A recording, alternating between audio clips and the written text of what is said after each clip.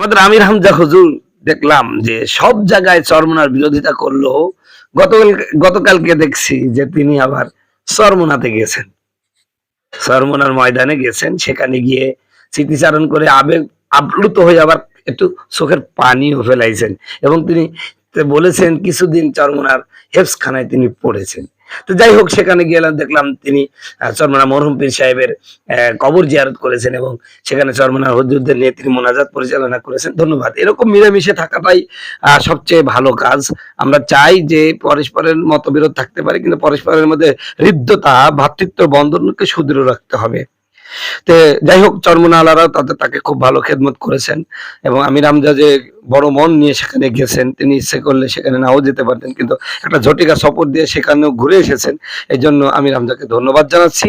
সে সাথে আসলে আল্লাহ পাক বলছেন, ওয়াতাসিমু বিহাবলিল্লাহি জামিয়া, তোমরা ঐক্যবদ্ধ থাকো, এক থাকো। আজকে মুসলমান এক নাই বলে গোটা বিশ্বে মুসলমানের অবস্থা খুবই শোচনীয়। আজকে মুসলমানের সব আছে, তারপর মুসলমান মার খায় কেন? আসলে মুসলমানের মধ্যে কি নাই? ঐক্যতা নাই, ঐক্যতা নাই, একতা নাই। একতাই যে একটা বল, এটা আমরা আজকে বলে গেছি। আমরা এর মধ্যে পড়েছিলাম, ওই যখন স্কুলে পড়তাম, যে একতাই বল একটা ভাব সম্প্রসারণ আসতো, যে কোন এক লোক একজনকে, তার কয়েকটা ছেলে, কার মধ্যে কোনো মিল নাই, তাই তাদেরকে কঞ্চি দিলেন, একটা একটা করে দিলেন, সবাই ভেঙে ফেললো। এরপরে 10টা কঞ্চি এক জায়গায় করে দিলেন, কেউই ভাঙতে পারলো না। মূলত তার বাবা তাকে বোঝালেন যে আসলে একতাই বল, তোমরা যদি 10টা ভাই একসাথে থাকো তোমাদের কেউ কিছু করতে পারবে না, কিন্তু তোমরা যখন বিচ্ছিন্ন ভাবে থাকবে তখন তোমাদেরকে ফুটবলের মতো মানুষ লাথি মারবে। আজকে গোটা বিশ্বে মুসলমানের অবস্থা ঠিক তাই হয়েছে।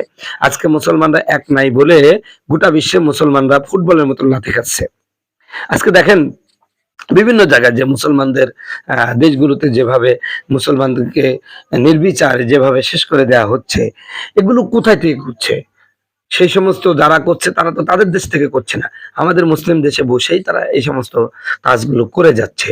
এগুলোর মূল কারণ হচ্ছে মূলত আমাদের মুসলমানদের মধ্যে একতা বোধ নাই, আমরা ঐক্য নেই। অথচ আল্লাহ পাক বলছেন, ওয়াতাসিমু বিহাবলিল্লাহ, তোমরা আল্লাহর রজ্জুকে এক মানে মজবুত ভাবে ধরো, ওয়ালা তাফাররাকু, তোমরা বিচ্ছিন্ন হয়ে যাও না।